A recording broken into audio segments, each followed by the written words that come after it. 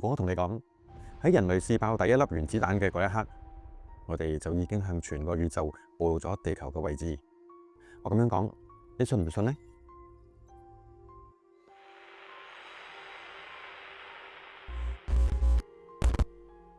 喺1947年嘅羅茲威爾事件，正係外星人第一次到訪地球。其實早喺1945年，一場被軍方掩飾咗半個世紀嘅秘密墜毀案，早就喺核爆嘅蘑菇雲底下秘密發生咗㗎喇。歡迎返嚟解密時機，我係天南。上一集我哋講到美軍最核心嘅核武基地喺幾秒鐘之內俾神秘嘅 UFO 強行控制。條片出街之後，有朋友就留言問我啦：天南啊，呢一班高維度嘅觀察者究竟係由幾時開始及實我哋人類嘅核武器設施嘅呢？係上集講嘅70年代啊，定係1947年震撼全球嘅羅茲威爾呢？我認為通通都唔係。要揾出呢個秘密嘅真正起點，我哋必須將時間倒流返去1945年嘅7月16號喺新墨西哥州嘅沙漠啦。當人類史上第一粒原子彈 Trinity 發出刺眼嘅強光，撕裂咗夜空嗰刻，我哋就已經向全個宇宙暴露咗我哋地球嘅位置啦，亦拉開咗嗰場跨越大半個世紀嘅星際監察啦。試爆之後短短1個月，距離核爆現場冇幾遠嘅聖安東尼奧就發生咗一場極度震撼，連美軍都始料不及嘅秘密 UFO 墜毀案。今集我哋就一齊揭開呢件被政府隱藏咗半個世紀，比羅茲威爾更加早發生嘅 Trinity 聖安東尼奧 UFO 墜毀案啦。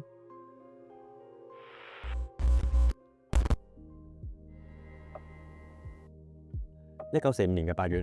喺距離 Trinity 原子彈試爆成功只係過咗短短1個月啫。喺新墨西哥州聖安德尼奧嘅帕迪尼亞牧場裏邊，有一對分別7歲同埋9歲嘅細路仔，Jose 同埋 Remy。嗰日下晝，佢哋喺牧場附近幫緊Jose嘅爸爸福斯蒂羅揾緊失散咗嘅牛隻。天空落住大雨，仲行緊雷添。忽然間，天上面傳嚟一聲好似要將成個山谷震碎嘅爆炸聲，伴隨住嘅係地面劇烈嘅震動。喺冇幾遠嘅山坡後邊，冒出咗一股濃烈嘅黑煙，同埋好刺鼻嘅金屬氣味。兩個好奇嘅小朋友以為係美軍嘅飛機墜毀啦，於是就冒住大雨爬上去山坡度八卦下。但當佢哋睇清楚眼前景象嘅時候，呢兩個小朋友當堂嚇到呆咗。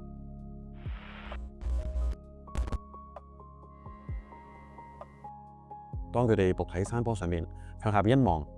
降落地面嘅根本唔係佢哋平時喺附近基地成日見到嘅美軍飛機，而係一個外形好似牛油果咁樣嘅銀灰色金屬飛行器。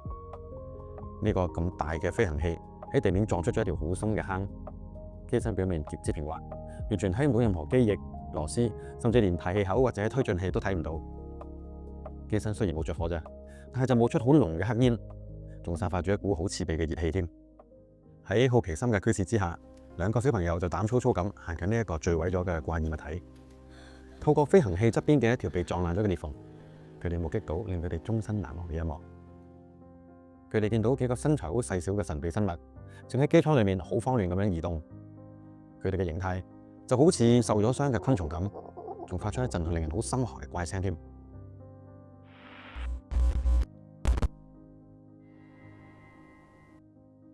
兩個僆仔一返到屋企，就將眼見嘅一切話俾大人聽。而Jose嘅爸爸聽完之後，第二日就即刻揾埋當地嘅警長 Eddie 一齊返去現場睇下發生咗咩事。當佢哋再次去到殘骸旁邊嗰陣，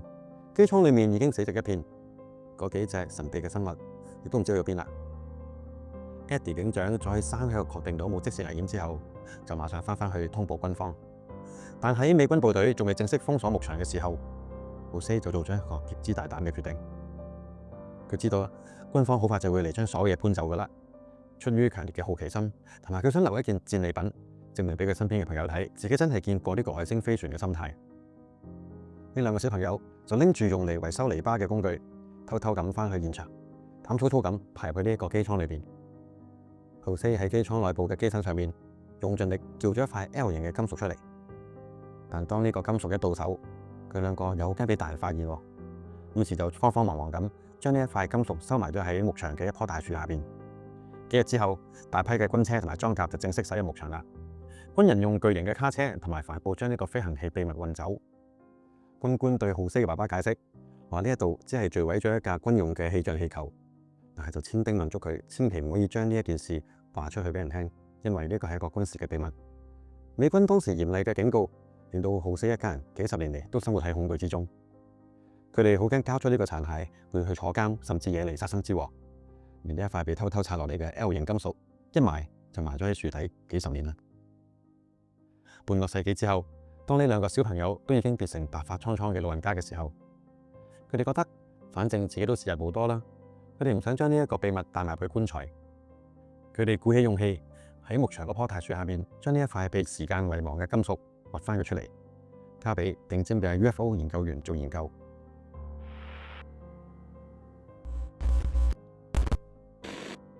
當兩位老人家掘出咗呢一塊收埋咗60年嘅金屬殘骸之後，佢哋就諗啦，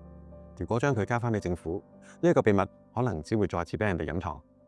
於是佢哋決定將呢個殘骸交俾全球最頂尖嘅民間 UFO 科學家亞克亞萊。而導演史蒂芬史匹堡嘅經典電影《第三度接觸》入面嗰一位發跡嘅科學家主角，現實中嘅真人版就正係佢啦。亞克亞萊嘅科學團隊一收到呢一件殘骸啫，就即刻將佢帶入實驗室，利用質譜儀進行咗同位素嘅分析。化驗結果震撼咗在場所有嘅科學家。呢塊殘骸佢唔單止有極高嘅耐熱性，仲呈現出一種幾微米層級嘅多層複合結構。簡單啲講，呢一種要喺顯微鏡下面先睇得到嘅微米級金屬重結技術，喺1945年嘅地球根本係唔可能存在㗎。但比起殘骸本身更加令人不寒而慄嘅，係後來根據資訊自由法陸續公開出嚟嘅軍方解密檔案。檔案顯示，當時喺沙漠負責現場處理嘅人員，佢哋唔單止係軍方嘅人員，裏面仲包括咗掌管美國最高核武機構嘅原子能委員會嘅前身機構曼克頓工程區。點解1947年嘅羅茲威爾事件，美軍清場可以咁清脆利落嘅呢？原來早2年 Trinity 事件，佢哋就已經演習過㗎啦。佢哋完成過一次好完美嘅 UFO 殘骸回收 SOP。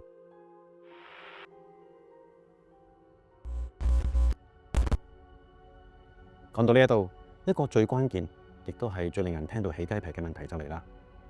點解呢一個牛油果飛行器偏偏會喺 Trinity 原子彈試爆之後短短1個月，墜毀咗喺距離試爆點只有幾十英里嘅沙漠裏面呢？答案可能就係收喺人類揭開核爆技術嘅呢一瞬間。當 Trinity 試爆成功，佢產生嘅唔單止我哋肉眼見到嘅蘑菇雲，佢仲會釋放出恐怖嘅強烈電磁脈衝同埋核輻射添。根據前沿物理學家嘅推測，呢一種極限能量嘅瞬間釋放，甚至喺無形之中可能會對周圍嘅引力場造成咗劇烈嘅擾動。而呢一種劇烈嘅物理場衝擊，係唔係有機會直接影響到生活喺高維度或者隱藏喺附近空間嘅佢哋呢？喺高維度嘅智慧或者外星文明嘅角度睇，呢一次試爆會唔會就等於人類喺原本平靜漆黑嘅宇宙角落裏面，忽然間點着咗一盞好刺眼嘅燈？而呢一盞燈就好似要同全宇宙宣佈，地球上呢一班原始生物已經正式掌握咗毀滅等級嘅力量啦。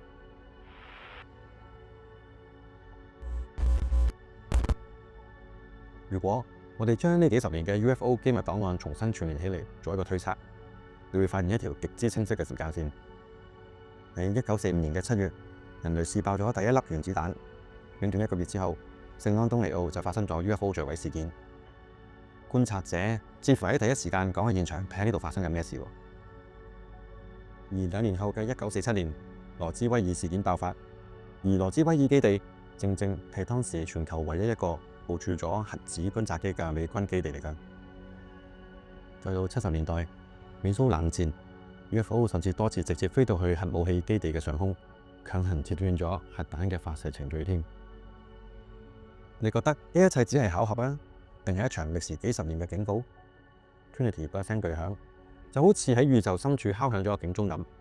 由嗰刻開始，人類就已經被正式列入咗高維度智慧嘅重點監察名單啦。